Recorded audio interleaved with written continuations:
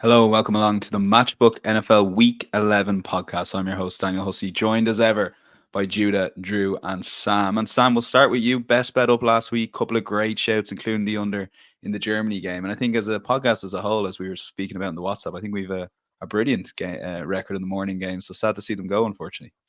Yeah, we've done well in them so far this season, haven't we? And I mean, I've never been as unhappy to get the under correctly as I was in that Colts Pats game, because it was absolutely diabolical. It wasn't even like enjoyably bad. It was just woefully awful. So yeah, I mean, I just feel if there's anyone who had their first ever game going to watch that, they're probably going to take up another sport, I think. But either way, yeah, really good week for us, and hopefully we can keep it going this week. Yeah, Jude, I guess we're trying to attract an international audience. It's not great when they turn up to 10-6 in Germany, particularly how good the week was before, I guess. Yeah, that's fair enough. I was like hoping in a weird, twisted way, like Dolphins, Chiefs, like, oh, this is going to be the best game. It turned out to kind of be a little bit of a clunker. I was hoping that the Colts Patriots, which we thought would be a horrible game, would turn into a compelling one. And I guess the ending was at least a little exciting. Certainly some. Whether or not it was quality football, it was certainly fun to watch. But as I'll always say, and I hope people of Germany or whoever was there for their first game, I will be dying for a Sunday morning football game in about 4 months from now. Yeah. I won't take any football for granted. Yeah, I'm dying for one this Sunday, so there you go. So it's gonna be a long year waiting for the London games to come around next year. Drew, well done on your Broncos long shot shout. We'll get to that in the long shot sections in terms of your record, which is phenomenal. A few near misses here and there over the week. Drew, just talk to us a little bit about losing runs and winning runs. And I think it's particularly important given this week is safer gambling week across the betting industry in the UK and Ireland. You can see the helplines running above on YouTube. But speak to us, Drew, a little bit about dealing with those losing runs and in terms of looking after your betting tank as a whole throughout the season.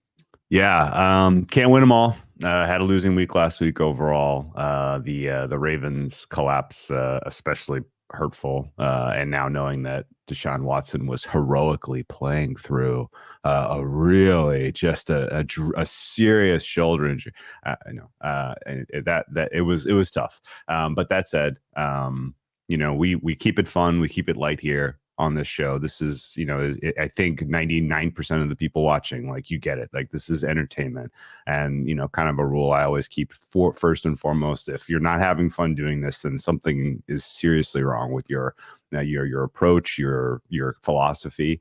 And I think this time of year and the fact that Safer Gambling Week falls right here in the middle of November is really kind of important, because we are entering the holiday season. It's getting darker.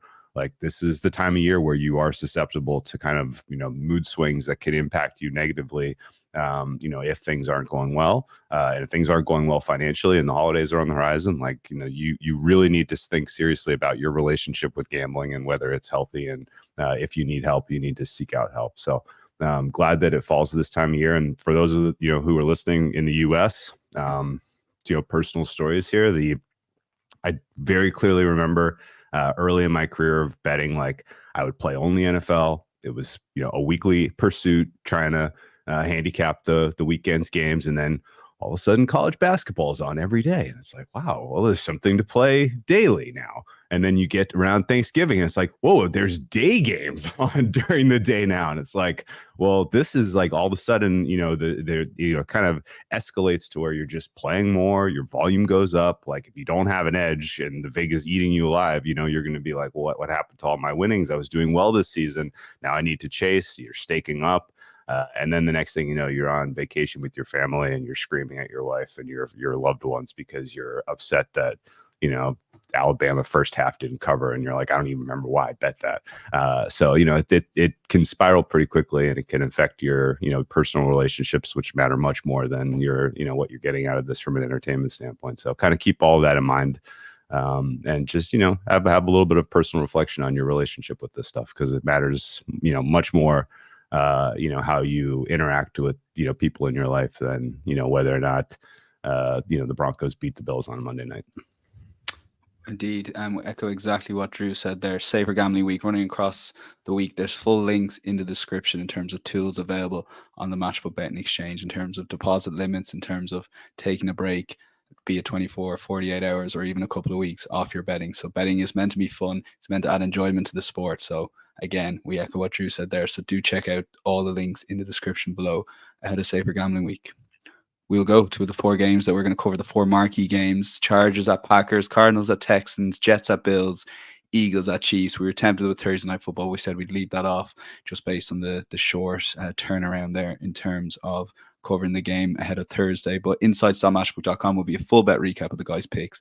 And if you are watching on YouTube, do hit that like button and comment your best bet for week 11. We will kick off with the Chargers at the Packers and take a look at the betting that we currently have on matchbook.com. You can back the Chargers 165 favorites here. The Packers are 2.46. Packers are getting a 3-point head start at 198, and the total for this game is 44.5. So, Judah, set up this game in terms of a bet. You're ultimately going to be a no bet here, but what was your sort of thinking going into this game? Yeah, I think it's kind of an interesting game in this like spot of the season where it's like you kind of think you have a handle on the Packers. It's like, okay, I like a couple weeks ago I like wrote them off. I was like, okay, like they're a bad team. Whatever, they're 2-6, and you kind of like take a macro view coming into this game. It's like actually like from a fundamentals perspective, they seem to kind of be around average, and there's probably more uncertainty than like I certainly assumed a couple of weeks ago as a bad team. This is a team that has allowed the fewest quick pressures, which I think is essential in a matchup against the Chargers, whose defense has really only come alive. Think about the game against the Jets. Where they can kind of get their pass rush going. And I think that's more a function of taking advantage of an easy matchup, which they won't have this week. On the flip side, Herbert has been great in spots. And I think those spots correspond to also a pass rush. He struggled in the game against Dallas. He struggled in the games against the Chiefs where they've been able to win. That is kind of the best area of the Packers. Defense, all of which is to say, I think 3 is a fair price. I think there's still a bunch of uncertainty as to how good each of these teams actually are and how this matchup kind of plays out. Okay, Sam, it's the same for you. So again, what were your thoughts on the Chargers-Lions game on Sunday night, and bring that into this week? What made you ultimately stay away from this game as a bet? Look, it was a fun game, and if you had anybody involved in your fantasy teams, it was fantastic. But okay, lights come on behind me. That's strange. So basically, my thoughts are kind of echo that of Judah in that I don't think the Packers are quite as bad as I maybe thought they were a couple of weeks ago, and I just don't know what to expect from the Chargers every week. It's feast or famine. They could win if they won by 10. Would I be surprised? No. If they lost by 5, would I be surprised? No. They're just not particularly consistent. I think consistency is one of the things you kind of most want, whether that's for the team you support, the team you're betting on, or indeed, as I'm going to do later, the team you're betting against in the Giants. So I think it's kind of good to look for teams that have an element of consistency, and I just don't trust the Chargers to do anything at the moment. It worries me. So for me, I'd just rather stay away from this one entirely. Okay, over to you, Drew, on this one. And you do have a bet. And look, a couple of our YouTube commenters are saying Justin Herbert up against this Packers team, he's going to run riot here. As a Chargers fan, I'd like to agree. So tell us why that ultimately might not happen this week. You know, if the Chargers had a full strength set of weapons here, if Mike Williams was available, like, yeah, they would be a formidable matchup. But it is still a little square peg round hole in terms of what the Chargers are their best offensively and what the Packers want to do. The Packers want to have light boxes. They want to have more defensive backs on the field. They want to, take away the big plays over the top against you. And for what it's worth, like if that's their strategy and the Chargers don't pivot their approach a little bit, then, they're going to have a little bit tougher time, I think, offensively in this one. On top of that, I think the Chargers offensive line is shown to have some serious cracks. And the pass rush led by, Rashawn Gary is notably tougher than they faced last handful of weeks. So decent chance here that the Packers can generate some pressure and really kind of, dictate this one, particularly being at home. People are giving up on the Packers, and I get it. Like, it's a 3-win team. They're not going to the playoffs, probably. I mean, the 7th seed is still relatively up for grabs. I don't know how strongly you guys feel about Josh Dobbs, but the reckoning may be coming at some point there. But this Packers squad, I think, is live to win this game. And I'm not like changing my opinion on Jordan Love, but the facts are he is playing more competent quarterback the last handful of weeks than he did for a majority of the first half of the season. And you do have a pretty advantageous matchup because right now this Chargers defense is bottom 3. And that includes the fact that they do have healthy Joey Bosa, a disruptive Khalil Mack. But as Judah mentioned, if you're not able to get quick pressures and you have, some of these Packers wide receivers, Wicks has actually been, kind of a nice surprise. Watson has been a huge disappointment this year, but Wicks is playing quite well. Romeo Dobbs being more of a possession guy, I think does open up opportunity where if you're protecting Jordan Love, you can pick apart this Chargers defense down the field. The Lions made it look easy, but the Lions are really, really well schemed and well coached. And I don't know if it's going to look that easy for the Packers offense, but this is certainly a pretty soft test for these guys, particularly coming off a game against the Steelers. So I think the Packers are going to be able to score and put pressure on the Chargers here. And really, the Chargers are not rostered, in my opinion, optimally to take advantage of the weaknesses of the Packers defense, kind of like the Steelers were, at least in terms of their rushing attack. So I think the Packers were a bet for me at +3.5. I got that at -114. It's moved to 3.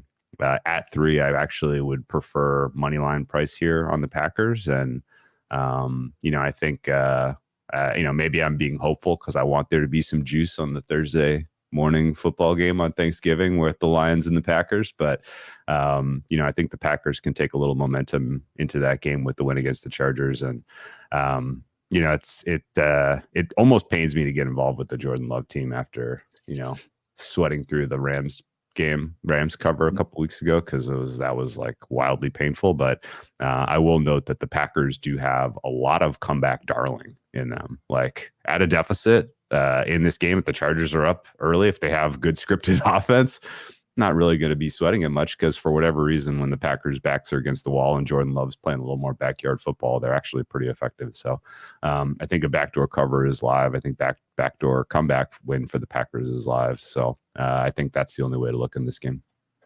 Okay, we'll lock in Packers 246, the money line price currently on matchbook.com for Drew, and a pass ultimately for Judah and Sam. We will go to the Cardinals at the Texans, and we'll go to Sam first on this once we take a look at the betting that we currently have on matchbook.com. You can back the Cardinals 276, Texans 153. The point spread sees the Cardinals get a 4-point head start at 195, and the total is now gone up to 48. Was 47.5 earlier on site. Under favored in that market at 193. So look, Sam, the return of Kyler Murray, there's a lot of things to talk about in this match. You're the reason this is on the slate, so take it away and set this game up for us and the listeners as best you can. Yeah, so when we were having a chat in the WhatsApp group about kind of what games we wanted to talk about, this was the one that it kind of leapt off the page for me. And that the Cardinals, I don't think we spoke about them in a positive manner pretty much all season long. And Kyler Murray came back last week. They look instantly a slightly better team. Not a huge amount better, but definitely far more serviceable, far more dangerous. And then you have the Texans, and CJ Stroud just looks better and better and better. I think, if he doesn't have that Offensive Rookie of the Year award locked up by now, I'd be staggered. Potentially even, could he be in the MVP race? Probably not, but he's just about on the outside looking in, I'd say, and has a potential chance if other kind of results and teams fall away slightly. But for me, this is just a fascinating game because this is a team that I don't know exactly how to evaluate in the Cardinals versus a team in the Texans that I think looked brilliant, but then you did see them lose to the Panthers, was it 2-3 weeks ago?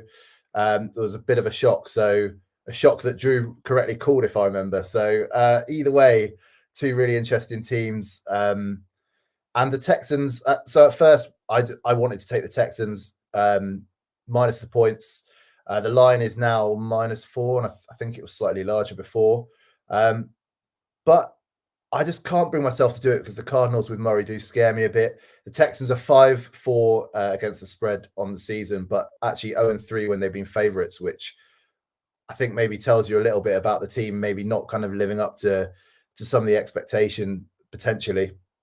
So either way, yeah, this is going to be a tough one. The Cardinals obviously not particularly good on the ground in terms of defense. They're allowing 134.2 rushing yards per game, which is one of the higher amounts in the NFL. But ultimately, the Texans, that's not really their strong point. They don't have the personnel to really take advantage of that. And the Cards are significantly better against the pass, I think 11th in the NFL. So yeah, this isn't particularly the best matchup for Stroud. So I'm personally going to go for Texans money line, which I think it's only sort of 1.53 or something like that. But ultimately, I kind of need to be a bit more safer than I think I originally felt I would have been when we were talking about this game yesterday or the day before.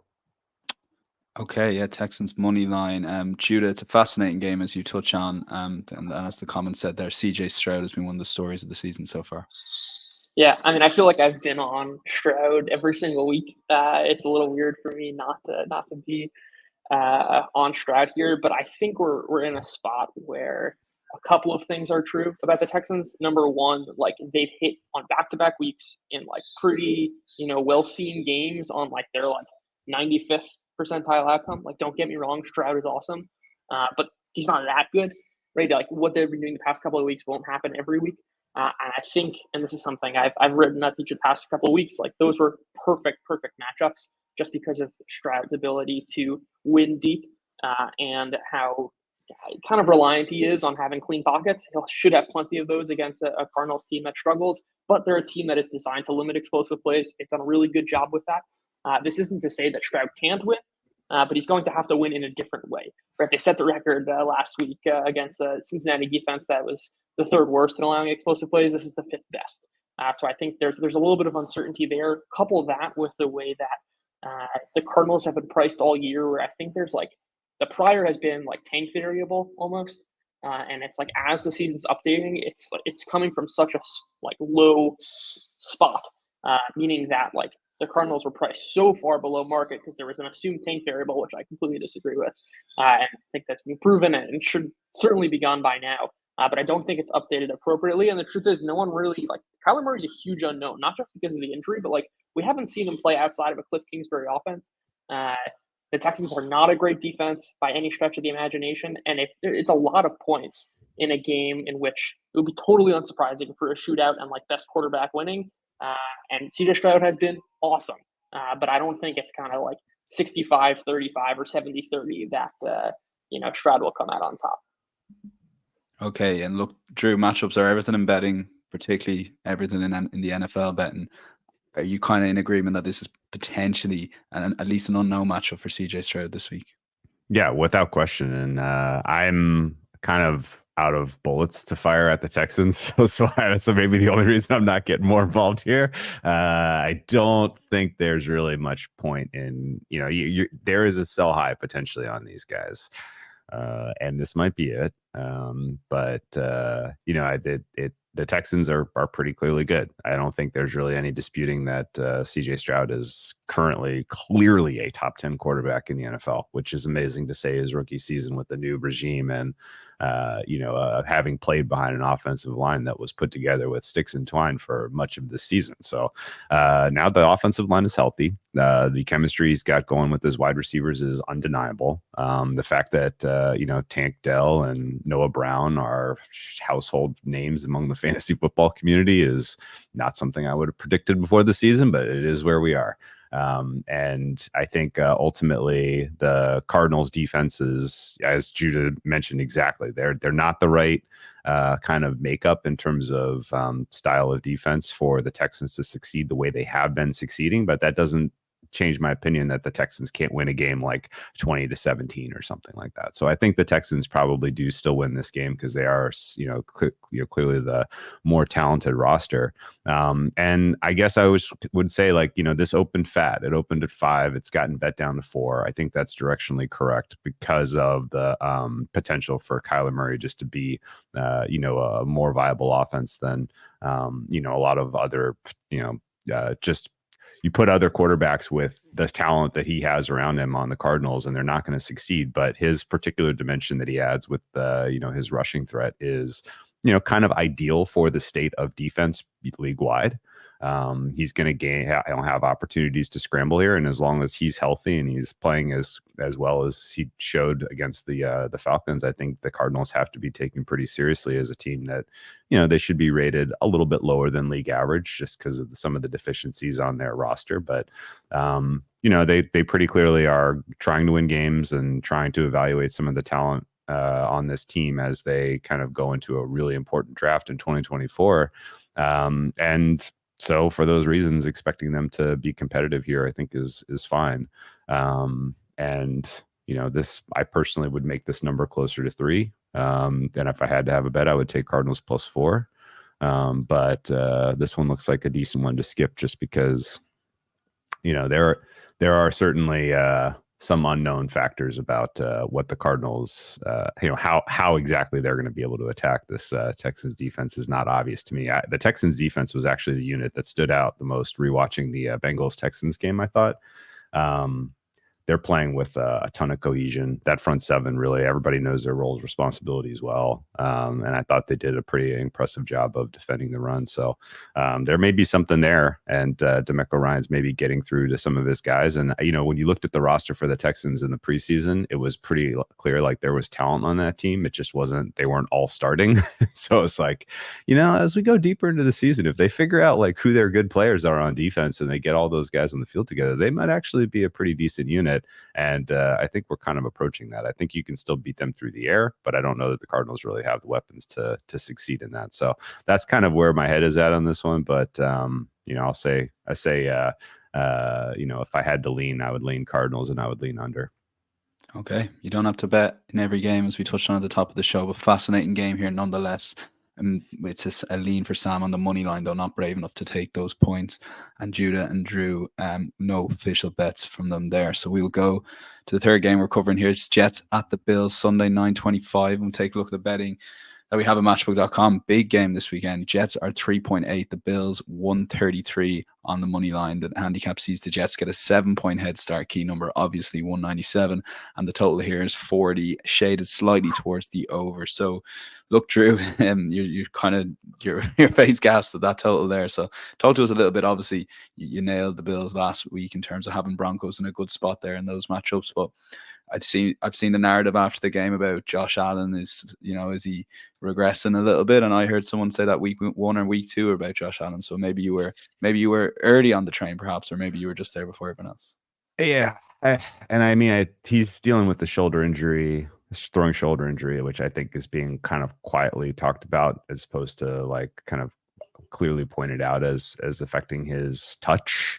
If you kind of watch pretty clearly his mechanics the last handful of weeks, and was especially notable in the first half of the game against the Broncos, he's putting way more velocity on balls that don't need it than you would normally do it. And my assumption is he's doing that because unless he's throwing it very hard to a specific point, he's having difficulty with his accuracy. That's just my couch kind of read on what's going on with Allen and some of his touch. He's still as explosive as any human on earth with the ball in his hands out of structure. And I think that is going to have to be how they succeed against the Jets defense that is really, really solid and has always matched up well against these guys. The weird thing about the last 24 hours in this cycle of news around the firing of offensive coordinator Ken Dorsey was like, at immediate face value, it was like, man, if Ken Dorsey was the problem, he was like 10th or 12th on the list. Like, there are way more serious structural things going on with how this team is rostered, the injuries they've suffered, the injuries they're playing through, the way they're schemed for today's NFL. Like, there's a laundry list of problems, and Dorsey didn't necessarily feel like he was anywhere close to the top. And so it felt very like sacrificial firing because something had to be done to kind of shake this team up and get them out of their funk. And that might work. But it, I'm not necessarily a Joe Barry guy. Joe Brady, whatever his name is, the guy who failed with the Panthers, failed like really failed with the Panthers. As I'm not really a Brady guy. So, we'll see if he ultimately, kind of elevates the unit that he's working with, because he's really just got Stephon Diggs to throw to right now with the way that Gabe Davis is playing, and Kincaid has a long way to come along because he's a rookie tight end. So, I hope that the Bills bounce back. I have some Bills futures that I would like to take out of the trash at some point, and I don't know if that's realistic right now, considering how injured this defense is. But if there's going to be a team you want to play to get your defense a little bit of confidence, it's the Jets. Zach Wilson right now is performing at a 31st out of 32 quarterbacks level, thanks only to the presence of Tommy DeVito. And I think the Bills defense, they're kind of key areas of concern are at the linebacking level. If Micah Hyde comes back in this game, I think you're going to be able to create some turnovers and be pretty effective against the Jets offense that's unable to run block for various reasons of injuries on the offensive line, and has 2 or 3 giveaways a game out of Zach Wilson to count on. So small lean Bills here, but and small lean over. But I didn't play this game yet. Okay. Sam, over to you on this one. I think what struck me was how quickly Bills made that decision on sacking the offensive coordinator in the Premier League. To give it back to soccer terms, it's obviously just the manager gets fired and then all his staff. It's different, obviously, in the NFL, but it was great to watch Twitter over the last couple of days. But in terms of an impact on this game, you're actually liking the Jets here to still get a result. Yeah, I mean, I'm not liking the Jets, but I unfortunately I do like them, and I think maybe I'm overreacting to what we've seen in the past few weeks. There's a very, very good chance of that, but I don't think Dorsey was necessarily the whole issue there, and ultimately the Jets D are reasonably good, 6th in defensive DVOA. And I just don't really trust Josh Allen to kind of do the right thing at the moment. And I'm more than happy to admit that I'm potentially falling into a trap here. And I think Judah's probably going to tell me that I'm falling into a trap in thinking this. But I just look at that. We spoke about the Bills D a handful of times throughout this season about how they're kind of still being priced as being a particularly good defense despite losing a number of key players. And I think that's still the case. I mean, I don't know. I'm just not sold on this team. I don't think it looks like there's a particular amount of harmony on the offense, just on a personal level, even between players. And I just think this is a bit of a trap again. It's either a trap for the Bills or it's a trap for me. But I'm going to take Jets +7.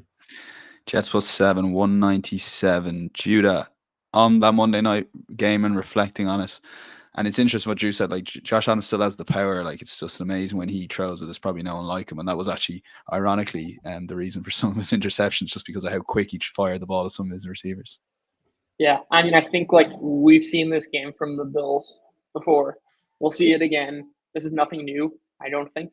How I kind of approach this game is the Bills, I think, have been hurt a lot. Obviously, the turnovers from Josh Allen have been bad, but that kind of like averages out with the fact that their offense has produced, and the production of the offense is still elite. It's still, top 5 for sure.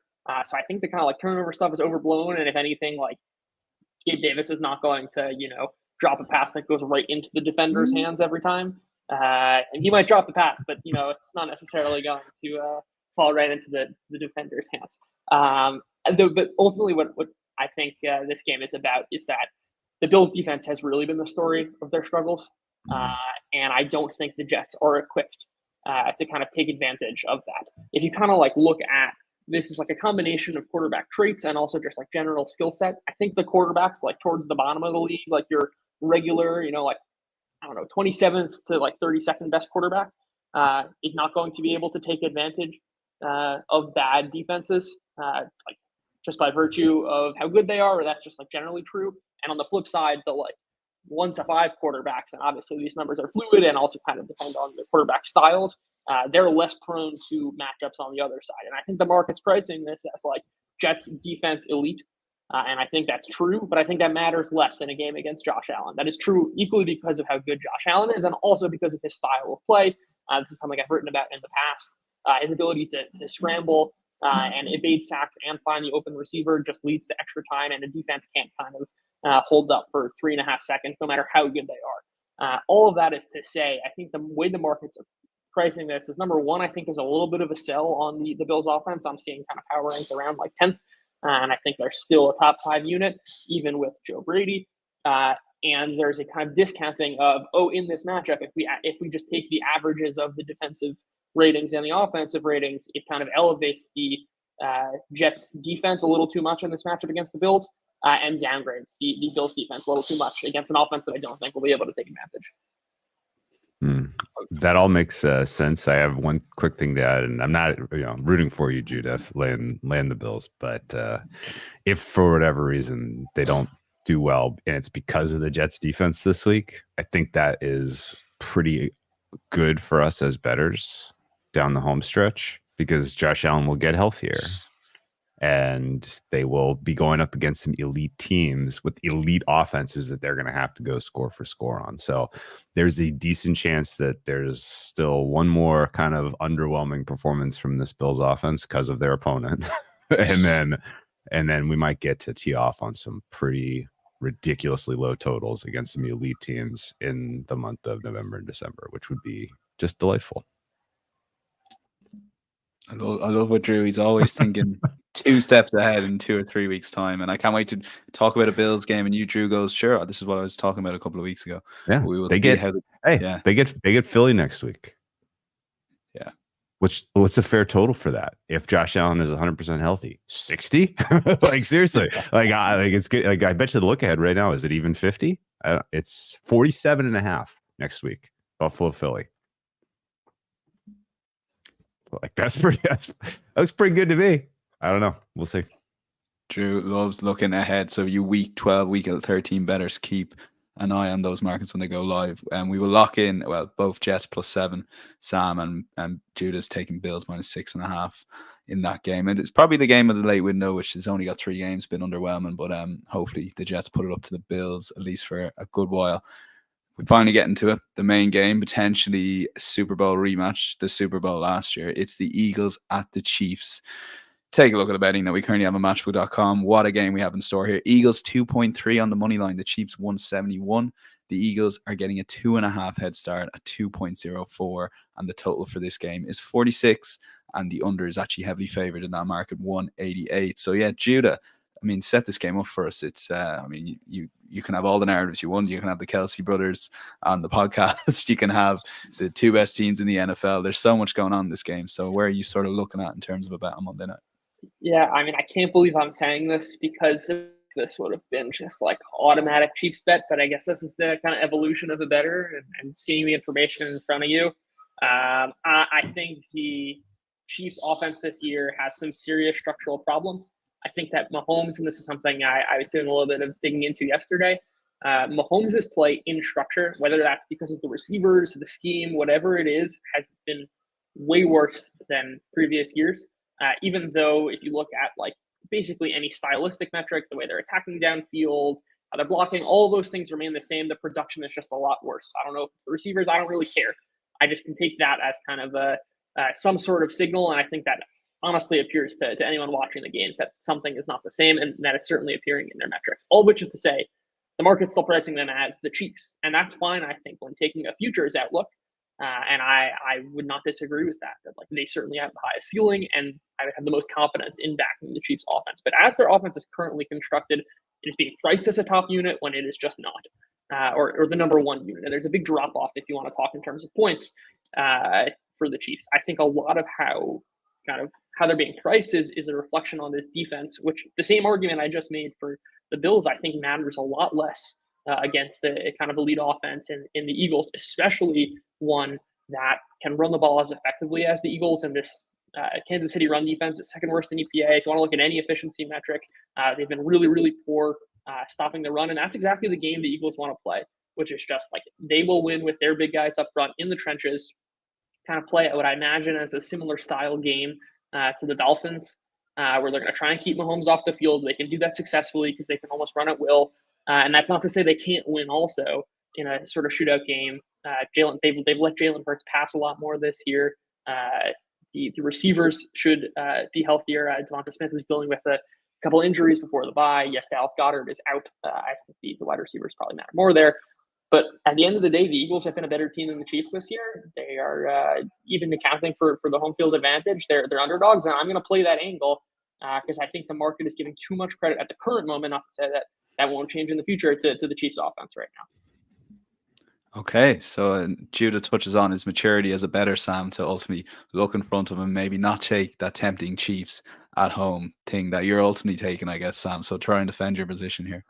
Yeah, I mean, I certainly agree. There's elements of the Chiefs that they're clearly not the team we've seen in previous years, but I'm not 100% sure that the Eagles are the better team either. I think that's potentially a slight reach, even with obviously having a slightly better record.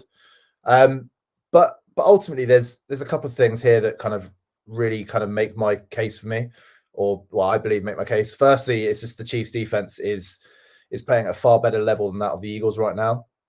I think that is going to be key here. I think it's going to be quite a bit of a lower scoring game than perhaps we're used to seeing with these teams. Certainly, it's going to be less than the Super Bowl. So, I mean, potentially I'd mix this up with the under as well, which I think is 45.5. So I'd potentially go for that as well. But just the thing that I love here, Andy Reid, 21-3, coming off a regular season bye. He's had time to prepare, and I think give Andy Reid time to prepare, and the result almost takes care of itself, I'd say. So I just think the Chiefs are the better team. I think they've got the better defense, and I think whilst the Chiefs 100% agree they're not the team that they've been previously, I'm not 100% sure this Eagles team is really what we saw last year either. So I don't know. I kind of take some of your points, but I'm still just Chiefs -2.5. I've got to take it. Drew, over to you. And I want to reference our Super Bowl podcast, and I remember both Stuma and Rob going for the Eagles, and you making that case for the Chiefs. And obviously, everyone remembers the Super Bowl pick, but 6 and 9 months on, where are those teams at from that game? Because from memory, I think Eagles were slight favorites, so there might have been late money in the market. But And just to dispel the rumors, no, Suma and Rob were not fired because they got the Super Bowl wrong. So it's definitely implying that. Yeah, sorry. That had nothing to do with why they were not asked back. No, I'm just kidding. No, in seriousness, Super Bowl rematch is a really fun handicap, and your question about how these teams are different relative to then is like we could go on for a while. Like, this Chiefs defense has gotten better and better and better. Their finale into last season was kind of typical Spags. Like, he gets his guys kind of in better position to win. But they have like kind of this up and coming youth movement in the secondary in particular, who has come into this season and just completely taken off. Like, this secondary is elite right now. And I think that's kind of the fun angle to pick on for this matchup, because the Eagles have kind of gotten by playing a lot of pretty flawed defenses this year. The one exception being the Jets game, where they really got, kind of pushed around by that defense. And so I do think that there is a chance that the pass defense here really does force the Eagles into somewhat of a one-dimensional approach running the ball. And Judah's right. Like, the Chiefs, is particularly in the absence of Bolton and Gay, like, you can run on those guys. Like, but to a degree, you get into red zone, spots where it's going to have to be a little bit more of a dynamic attack. And in a shorter field, Hurts against this secondary is going to be kind of the exciting matchup I'm most looking forward to. Certainly, AJ Brown is playing at a top 3 level right now in terms of wide receivers in the NFL, and I don't think, actually probably top 2, and I don't think it's really close. And it's a very different matchup than the one they just faced with Tyreek Hill. So it's going to be interesting to see if the Chiefs secondary can do that and this in terms of, how they're trying to defend. But the Eagles, I think in general, are still a little bit of a sell high right now.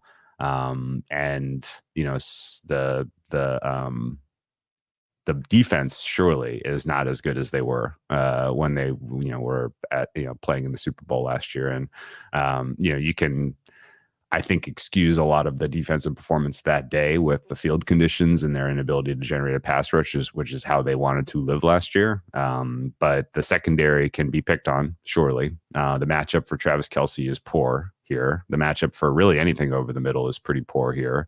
And maybe Kevin Byard with more time to integrate with this unit is effective, but he hasn't looked especially useful for them so far in terms of plugging some of the questions we have about the spine of the Eagles defense after you get past the D line. So I do think the extra time to prepare and self-reflect for Andy Reid matters for the Chiefs offense. The points Judah makes about the structural issues are very real. But I would hope with kind of a week of self-scouting and, maybe, I don't know, let's just pretend like Andy Reid wrestles some of the offensive vision away from Matt Nagy. That wouldn't be the worst thing. And I think ultimately there are good players, skill position players in this group. And if they kind of go through the tape pretty carefully and kind of reallocate targets, reallocate how often they're using Jerick McKinnon as opposed to Pacheco, I think that you could probably get a lot more efficient performance out of this offense. I'd like to see more targets to Rashee Rice. I'd like to see, less gimmicky crap and more just kind of fundamentals of letting Mahomes read the defense and beat people 1v1. So I would expect this is as high leverage a game as it gets for the Chiefs in terms of their pursuit for a 1 seed.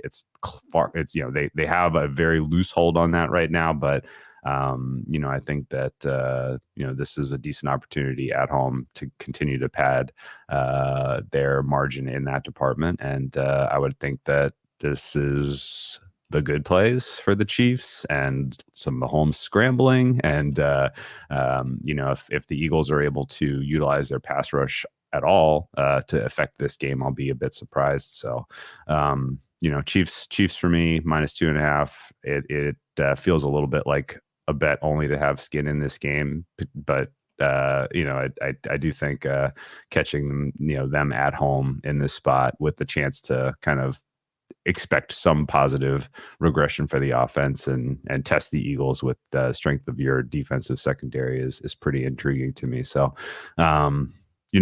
decent chance we get a couple of turnovers from Hurts here. Decent chance we get a better looking offense for the Chiefs than we've seen in weeks past. And all that together makes this game closer to 3 for me than 2.5. So I'll lay the 2.5.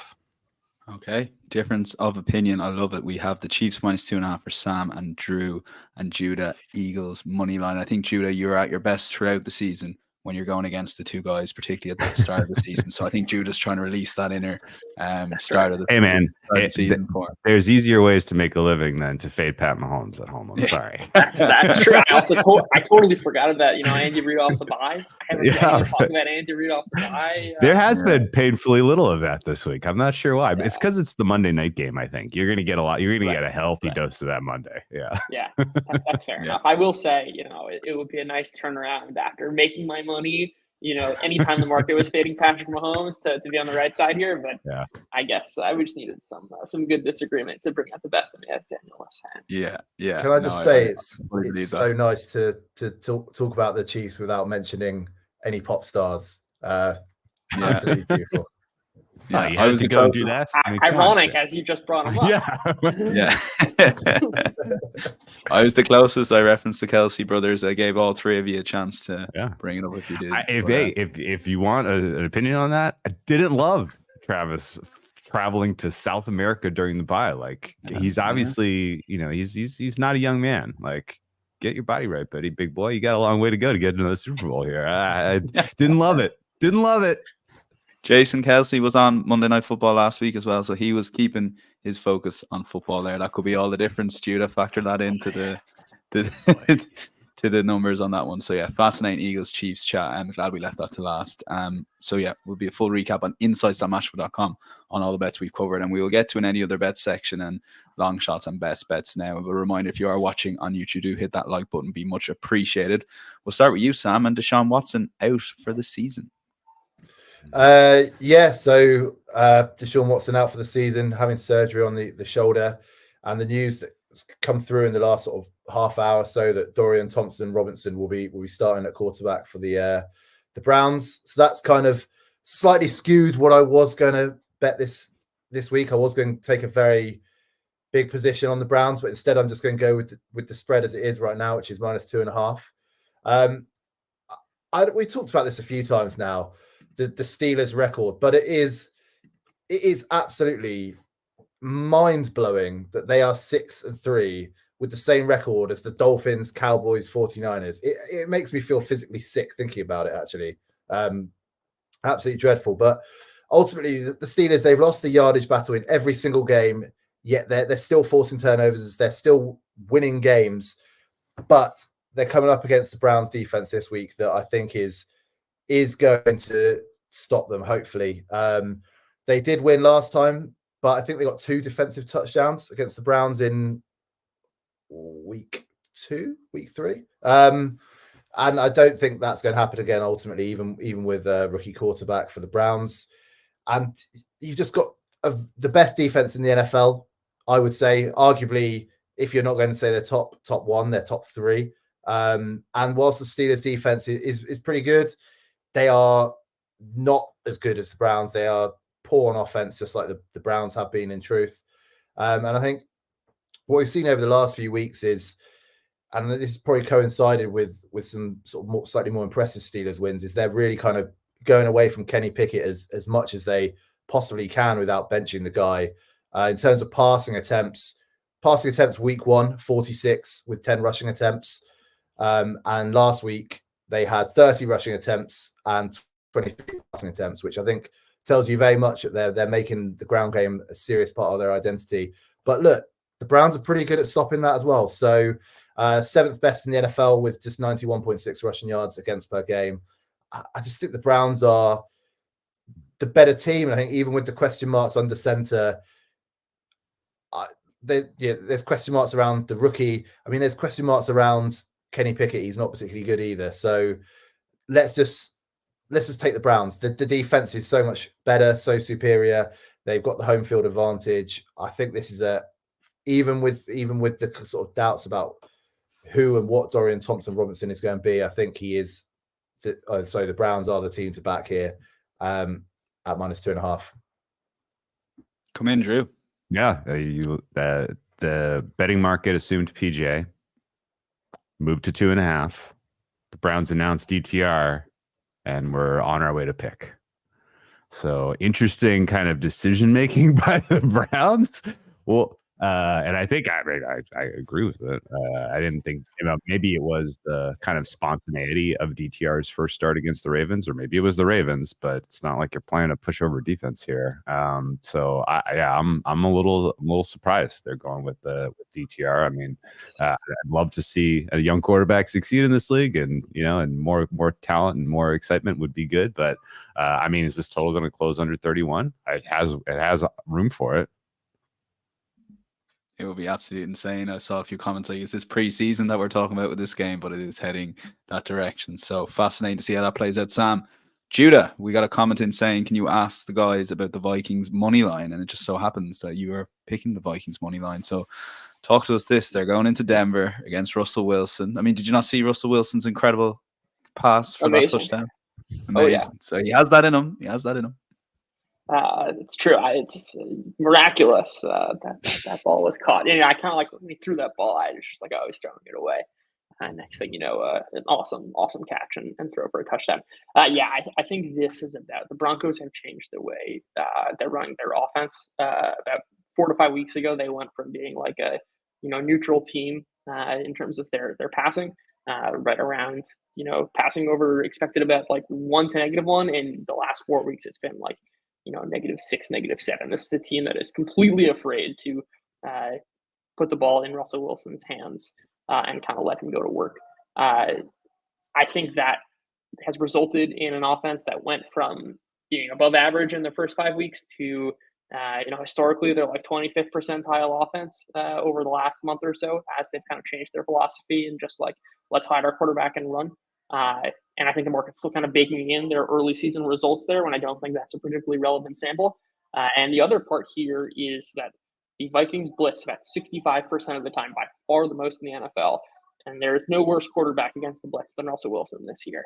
I think that is a huge matchup kind of advantage that I don't think is being priced in right now. On the flip side, sure, I don't think, I was last week talking about the big step up in class for Josh Dobbs and the Vikings, and I'm not going to come out and say, oh, all is well. This is going to be an incredible offense. But I do think we know two things. Number one, the market tends to overreact to quarterback changes. Back to the Browns for a second. There's no way there's a 15% difference in win probability between for a money line of 65 to 50% between Deshaun Watson and Dorian Thompson-Robinson. The market tends to overprice kind of backup stepping into lead roles, and I think that's true of Josh Dobbs and Kirk Cousins. And I don't think this is the Vikings have been able to run the ball, especially Josh Dobbs scrambling. This is an extremely advantageous matchup. And I don't think the Broncos should be favored at home as a far worse offense, even with Josh Dobbs at quarterback, especially in a matchup that really plays to the defensive strengths of Minnesota.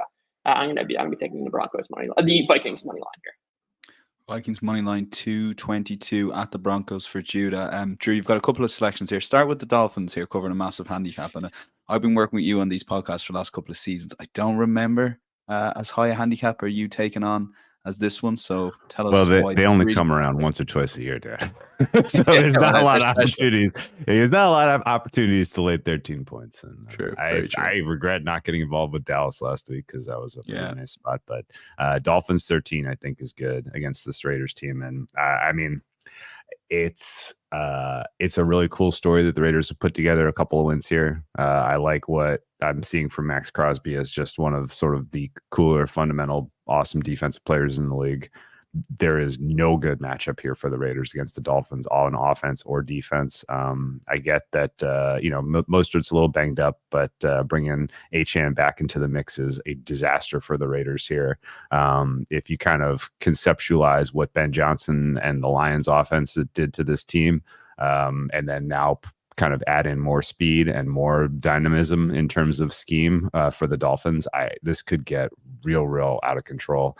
And I think the Dolphins are to a handicap here where you're buying low on their defense on top of having incredible matchups offensively. So if you can lock down and bracket Devontae Adams with Jalen Ramsey and some safety help, then I have no idea how Aiden O'Connell is scoring more than 10 points in this contest.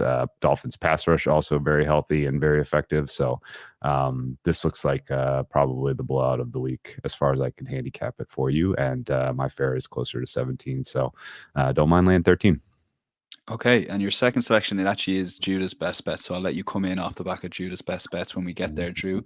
We will go to best long shots just to run down the record here, which is absolutely sensational stuff for Drew. And despite the fact, as Drew touched on, it was a losing week, we got to Monday Night Football and you just felt the Broncos could do it. And Russell Wilson, as the commentator said, he's cooking. Russell Wilson is cooking. So take it away, a little reflection on that, Drew, and then let's go with another best long shot because you're currently 7-1 for the season, which would leave you up to over £350 for a £20 stake on each bet on the Matchbook betting exchange with the 2%.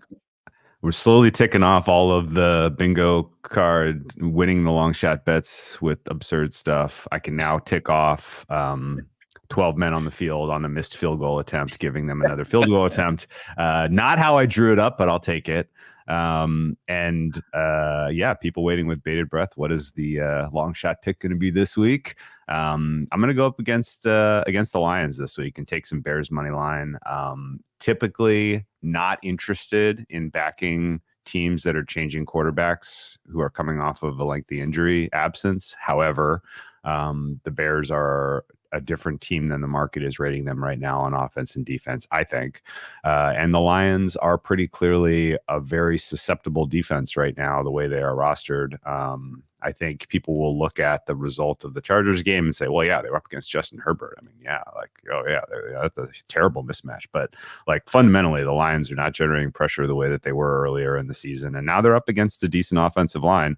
And the secondary can be picked apart with elite weapons. And I include DJ Moore in that category. So DJ Moore, brilliant mismatch here for the Bears on offense. Justin Fields should have plenty of time to operate with his offensive line the way that they are playing right now. And for what it's worth, the Bears defense is not good, but they are definitely improving. The fact that they have gone from last in EPA per play in rush defense last season to first this season is kind of amazing.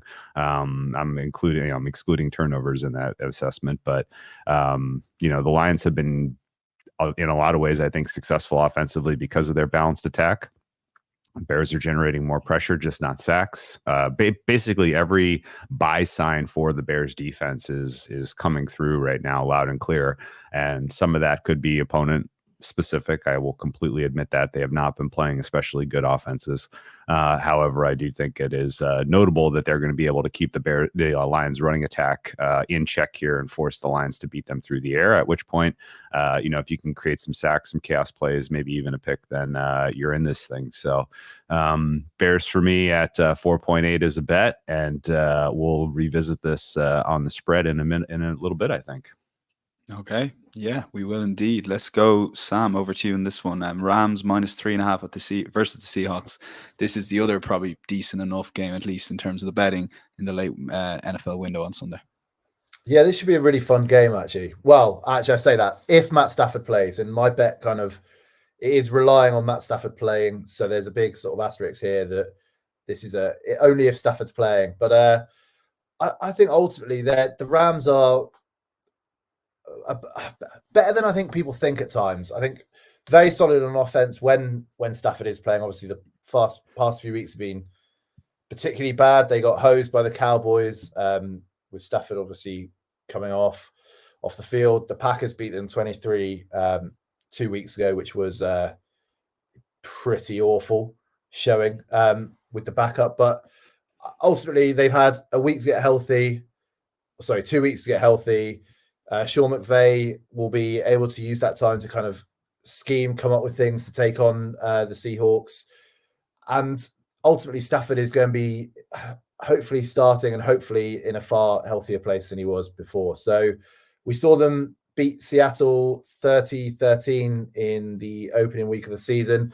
And whilst I don't think it's going to be quite as dominant as that, I think this is still a team that has a lot of potential and on any given Sunday could kind of beat anybody ultimately. So yeah, for me it's as simple as that. I think there's maybe slightly better value here in taking the Rams minus 3.5. I'm not sort of putting my life on it, but I do think they'll should win, and I think they should cover minus 3.5 as well. Okay, Rams minus 3.5, currently 2.62. Judah, over to you, which is another fun long shot, but I did also see you smiling with Drew's Bears pick, which is, look, everyone does when you see them pop up to you straight away. So your initial thoughts on Bears and then roll on to the Titans. Yeah, I think the Bears one kind of makes sense in a weird way, and I think that the Lions really want to establish their offense through the run game, and that's what Chicago has been quietly awesome. I guess investing in defensive linemen and inside linebackers. Spending millions in the offseason has at least one benefit, and that run defense has been really good. I think there's a little bit of intrigue there. But my best long shot for this week is going to be the Tennessee Titans on the money line against the Jaguars. I feel like we speak about the Jaguars honestly, very, very, very often, and I think I wanted to kind of play both sides here of like the Jaguars have not played, despite their record, have not played particularly well. From a fundamentals perspective, in terms of their ability to move the ball, they're kind of around league average.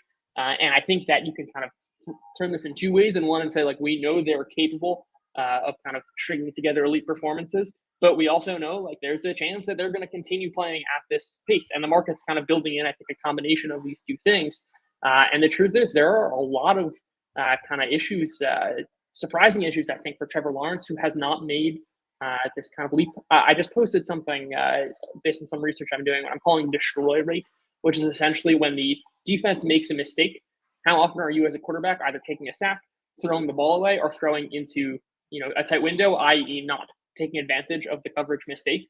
And Trevor Lawrence is strikingly really bad kind of in that category, along the likes of Zach Wilson, Tommy DeVito, Daniel Jones, not exactly the group of quarterbacks you want to be a part of.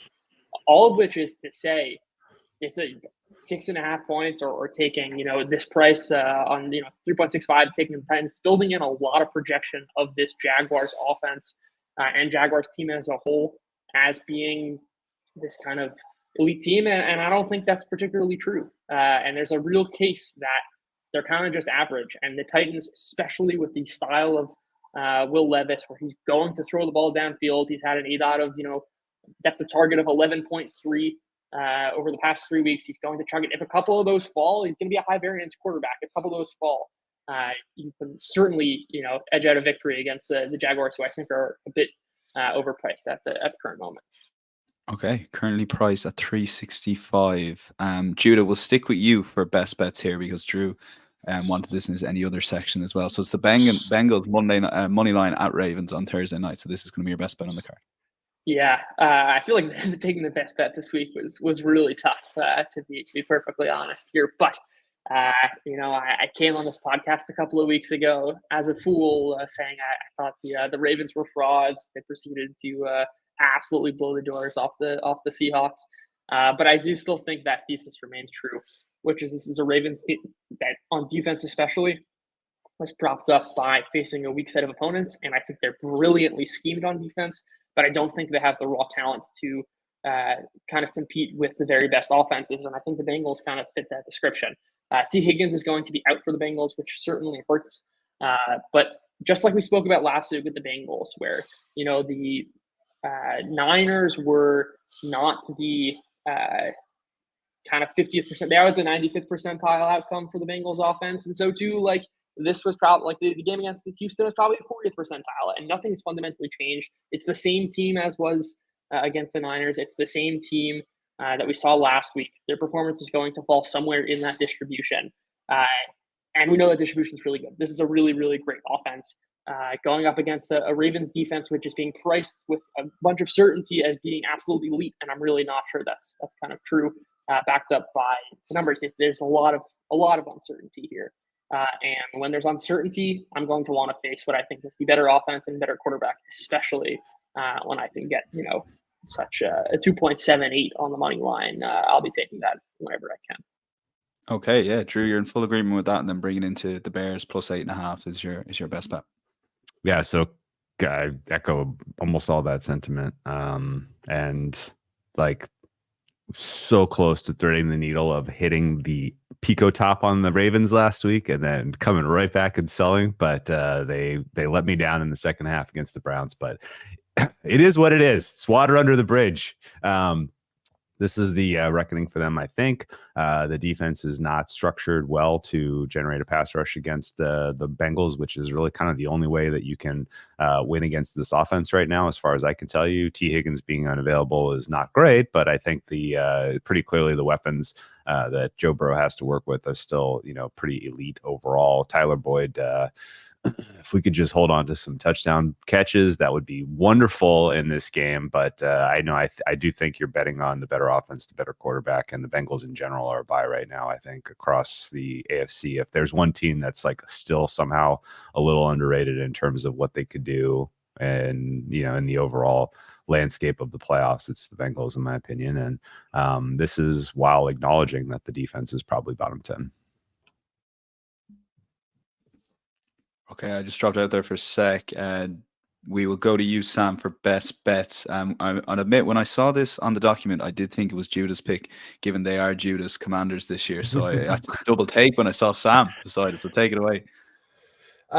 Look, they are not my Commanders, but I think betting against the Giants might be my new thing, at least until I feel the market is kind of correctly pricing them. They are atrocious. Genuinely, it offends me how bad they are. Lost by 32 points to the Cowboys. I mean, that's just staggering. They've allowed 79 points in the last 2 weeks, which is is absolutely crazy, really, when you think about it. And I think the realistic issue here is, how many touchdowns do you think the Commanders need to score in order to cover this? I'd say 3, and it's done quite easily. I can't see the Giants putting up double-digit points. Just dreadful on offense. And what's kind of more surprising is everybody's talking about how bad DeVito is, how bad the offense has looked. But I think quite a big part of it is just the Giants D has been absolutely shocking as well. They allowed 640 yards to the Cowboys, which was 8.1 yards per play. They allowed 32 first downs. And even though they picked the Cowboys off twice, they couldn't do anything with it when they got the ball back. So this is a terrible, terrible football team. And look, I have to take the Commanders not -9.5. They still have very capable weapons on offense. I think Sam Howell is, I'm still not sure how good he is, but when it comes to quarterbacks that I enjoy watching, he's right up there, if I'm honest with you, because you never know exactly what you're going to get. So really enjoy watching him play. I think the offense does have some good players. And yeah, I think betting against the Giants is at least until the market really prices them up right. I think is going to be a very solid bet. Although next week I think the Giants are playing the Pats, which is going to be an absolute horror show. So I won't be talking about that at all. But I mean, after that, I think they've got to play the Eagles twice this season. That's going to be a bloodbath. The Rams, Saints, they could be bloodbaths. Packers, I mean, that could even be a bloodbath. You just don't know. So yeah, Commanders -9.5. I know the Giants won, didn't they, last time they faced each other? But I just don't believe in this Giants team at all. Commanders -9.5, 194 at time recording. And final word to you, Drew. And this is something you haven't done often. You're doubling up your long shot and best bets. Yeah, so this is I feel kind of similarly to Judah, where there's nothing at current price that super stands out to me this week other than Bears. So double dipping here, taking +8.5. Market currently rating the Bears as the 31st best defense in the NFL. Market currently rating the Lions as the 20th best defense in the NFL. I think those are almost backwards. The Bears defense, particularly their run defense, is, if you go like weeks 4 through 10, and this feels like cherry picking because I'm starting at just happens to be starting right after they played the Chiefs. But if you look at the last, this is a non-trivial sample in terms of games. Their rush defense is like all-time elite, and I think that matters. I think stopping the Lions rushing attack and forcing Jared Goff to convert long third downs is an outstanding recipe for success to get the ball back. And fingers crossed that Justin Fields is as good as T-Bag or better, because if the Bears offense is the unit that lets me down here, I'm going to be pretty bummed because, not having seen the guy play coming off of a thumb injury on his throwing hand is a little spooky. I will completely admit that. And but if I knew for sure that Justin Fields was 100% healthy, this would be clearly my biggest edge of the week. Okay, we'll lock it in. Bears +8.5 at the Lions. Judah's on the Bengals money line, and Sam is with Judah's Commanders -9.5 versus the Giants. My thanks to Drew, Judah, and Sam. Long one this week, but well worth it. Thoroughly enjoyed listening to guys' thoughts, and it'll be Thanksgiving next week. Thanksgiving next week, guys. Yes. Correct. You can see I'm the non-American, but I knew it was this next Thursday. But we will be back at the same time covering those Thanksgiving games, plus a look ahead to the Sunday action as well. Until then, we will chat to you. Enjoy the week. Bye-bye.